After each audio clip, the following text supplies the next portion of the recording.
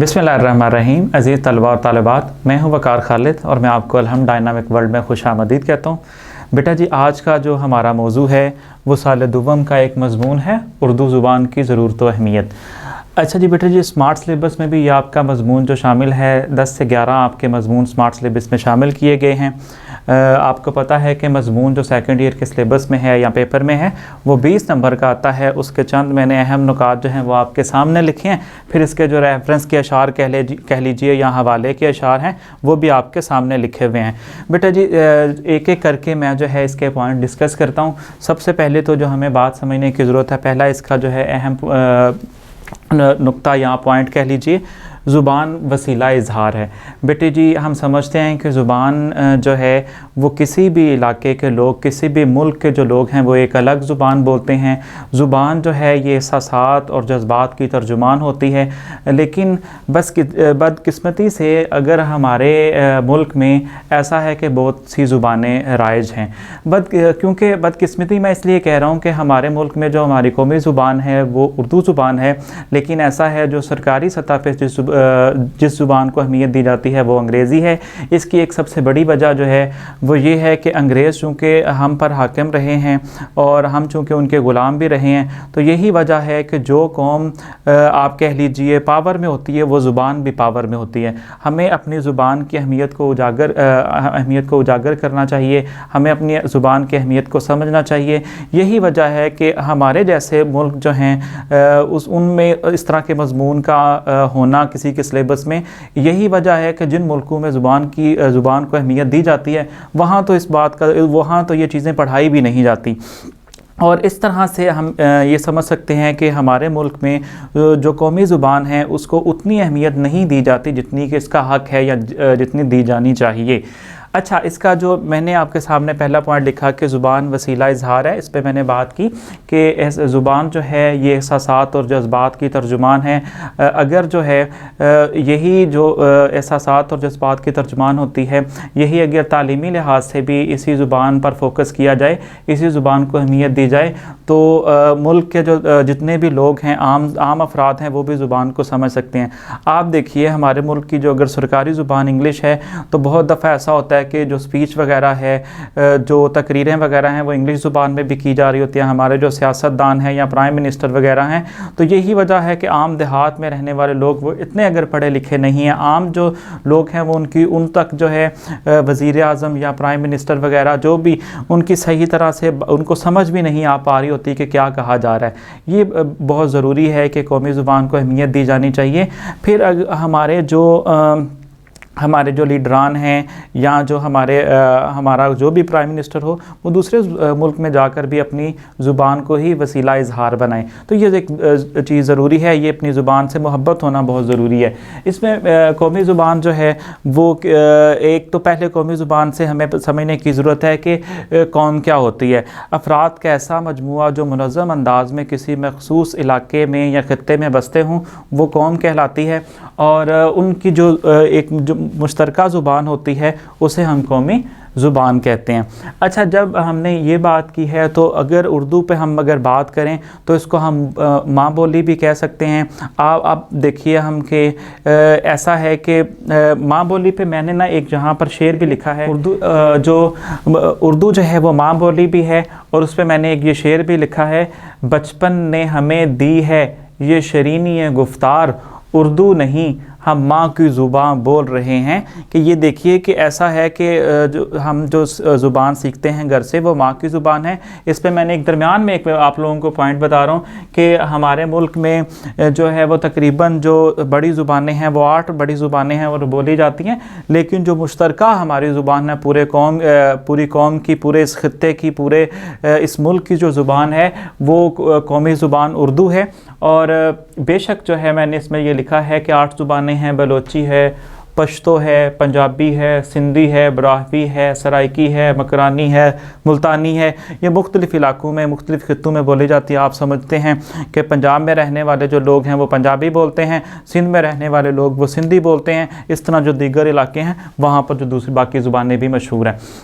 अच्छा जी, फिर मैंने इसमें अगला पॉइंट है उर्दू ज़ुबान के मुख्तलिफ़ नाम। उर्दू ज़ुबान के मुख्तलिफ़ अदवार में उर्दू ज़ुबान के मुख्तलिफ़ नाम रहे हैं, लेकिन जो ज़ुबान वही है जो आज मैं और आप बोलते हैं। अब इसको किसी ने जो है इसे किसी ने हिंदवी कहा, किसी ने इसको हिंदी कहा, किसी ने इसको रेख्ता कहा, रेख्ती कहा, लेकिन ये ज़ुबान एक ही है। जैसे मैंने जो है गालिब का एक शेर नीचे लिखा है, रेख्ते के तुम ही उस्ताद नहीं हो गालिब, कहते हैं अगले ज़माने में कोई मीर भी था। अब आपको पता है कि ये वही रेख्ता जो को ही उर्दू कहा जाता है, ये वही ज़ुबान है। तो मुख्तलिफ़ अदवार में इसके जो नाम हैं वो बदलते रहे हैं, कभी जो है इसका नाम उर्दू मुअल्ला भी रहा।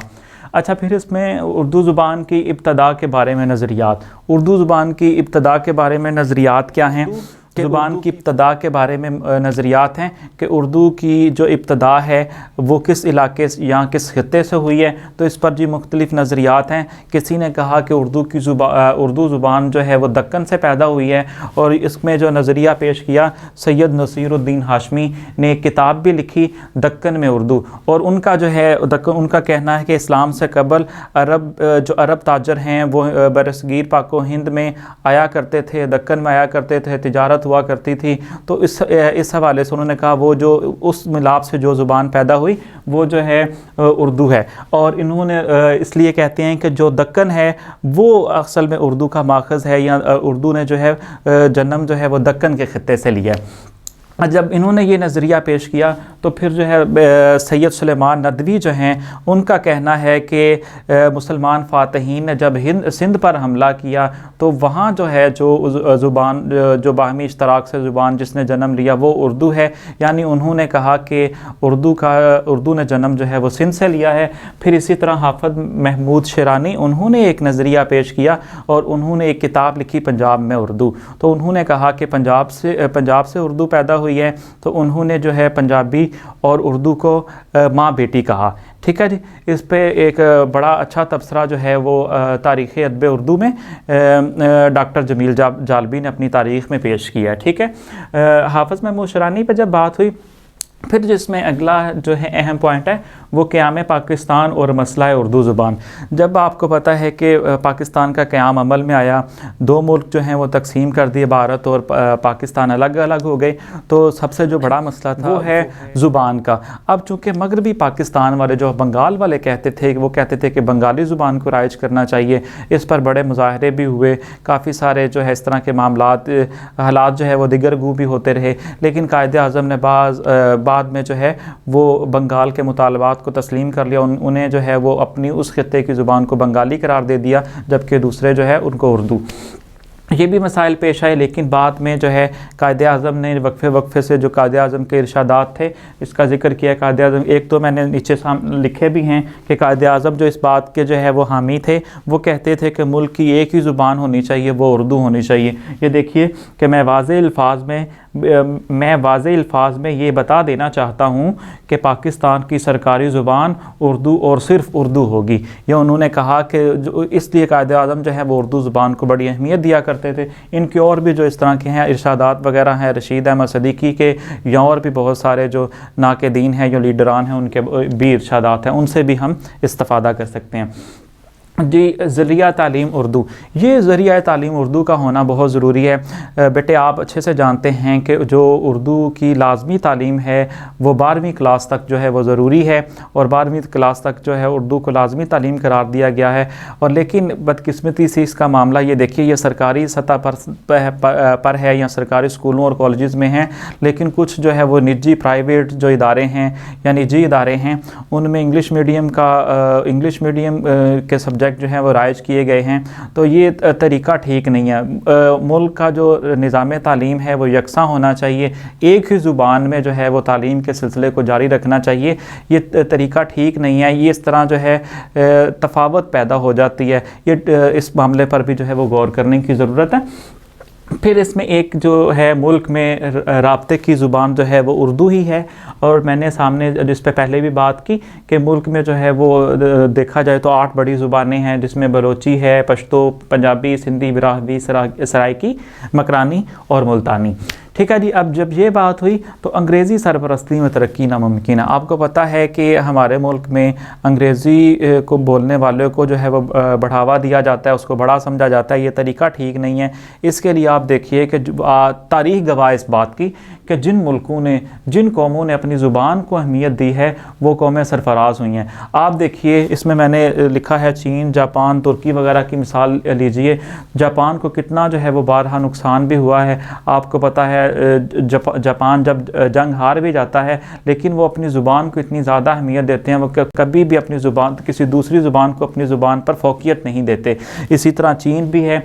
यही वजह है कि ये दोनों कौमें ही, आप देख लीजिए, मईशत में भी जो है वो दुनिया में कहीं आगे हैं, और देख लीजिए वैसे भी दुनिया में जो है वो कितनी ज़बरदस्त तरक्की कर रही हैं। अच्छा जी, चीन के बारे में तो आप ये भी जानते हैं कि ये अब जो है, अगर आज अमेरिका सुपर पावर है तो ऐसा है कि कहा जाता है कि मुस्तकबिल में, फ्यूचर में जो है वो चीन सुपर पावर होगा। अगर अभी भी मौजूदा दौर में इसको सुपर पावर कहें तो गलत नहीं है, ठीक है, क्योंकि अमेरिका को अगर कोई टफ़ टाइम देता है वो तो चीन ही है। अच्छा, जब ये बात हुई तो फिर मैंने कहा कि इसमें हमें अपनी कौमी ज़ुबान को बेटे अहमियत देनी होगी। हमें जो अंग्रेज़ी का बुखार है उसे उतारने की भी ज़रूरत है। वो ये मैं समझता हूँ ये रियासत की ज़िम्मेदारी है, ये हमारे लीडरान की ज़िम्मेदारी है, ये कौमी इदारों की ज़िम्मेदारी है।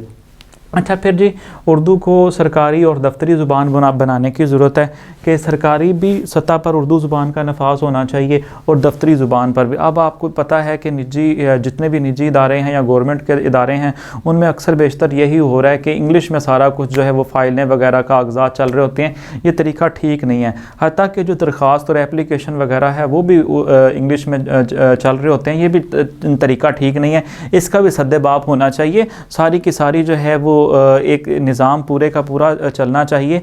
और आप देखिए, अजीब मामला है, जितने भी मुकाबले के इम्तहानात हैं, जैसे वो CSS हैं या और इम्तहानात हैं, उन पर भी जो अंग्रेज़ी में ही वो राइज किए हुए हैं या अंग्रेज़ी में ही लिए जाते हैं, तो ये भी तरीका ठीक नहीं है।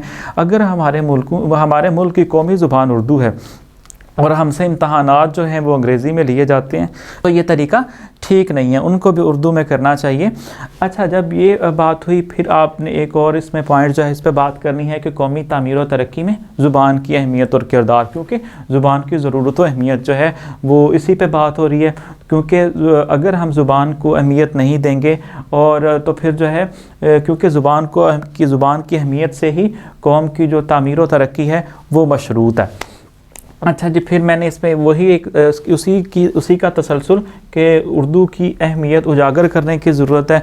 बताना चाहिए सूबाई लेवल पर भी कि जितने भी सूबे हैं कि हमें जो है वो सिंधी, बलोची और पंजाबी बन के नहीं सोचना, बल्कि हमें जो है वो एक मुल्क बन के सोचना है, एक जो है वो जुट होकर सोचना है। या आप कह लीजिए हमारा आपस में इत्तफ़ाक़ होना चाहिए और हमें कौमी ज़ुबान जो है उर्दू का, उसके तशख़्ख़ुस को बरकरार रखना है, ठीक है। और इसमें आखिर में जब आप बताएंगे कि कौमी ज़ुबान के फ़रोग़ के लिए फ़ौरी इक़दामात की ज़रूरत है, ये रियासत करे कि वो फिर हमने एक इदारा बना रखा है, इदारा फ़रोग़ उर्दू, उसकी ज़िम्मेदारी है कि वो कौमी ज़ुबान के नफाज के लिए जो है वो कोशिश करे। और ये अगर रियासत जो है उस इदारे को मज़ीद फ़ाल कर दे, उसे मुतहर्रिक करे, और मुल्क की जो है वो एक ही ज़ुबान होनी चाहिए और वो कौमी ज़ुबान जो है उर्दू को राइज करना चाहिए। सूबाई ज़ुबानों को भी इतनी अहमियत नहीं देनी चाहिए जितनी के जो है कौमी ज़ुबान को मिलनी चाहिए। आपको पता है कि अनवर मसूद जो हैं हमारे दौर के बड़े मशहूर शायर हैं, उन्होंने इस बात को जो है वो बड़ी अहमियत दी है। उन्होंने कहा कि हमें जो है सिंधी, बलोची, अगर वो पंजाब के रहने वाले हैं तो उन्होंने कहा पंजाबी से ज़्यादा भी मुझे जो है वो उर्दू अज़ीज़ है। क्या हमें जो है वो इलाकाई तासुब हमारे माइंड में नहीं होना चाहिए, हमारे जहन में नहीं होना चाहिए। और इस पे जो है एक बड़ा खूबसूरत शेर जो है वो देखिए, कहा, हाँ मुझे उर्दू है पंजाबी से भी बढ़कर अजीज़, शुक्र है अनवर मेरी सोचें इलाकाई नहीं। इलाकाई होकर सोचने से बेहतर है कि बंदे को मुल्क का, कौम का सोचना चाहिए। ठीक है जी। आखिर में एक बताएंगे आपके कौमी तामीर और तरक्की का तकाजा भी यही है कि उर्दू ज़ुबान का नफाज किया जाए।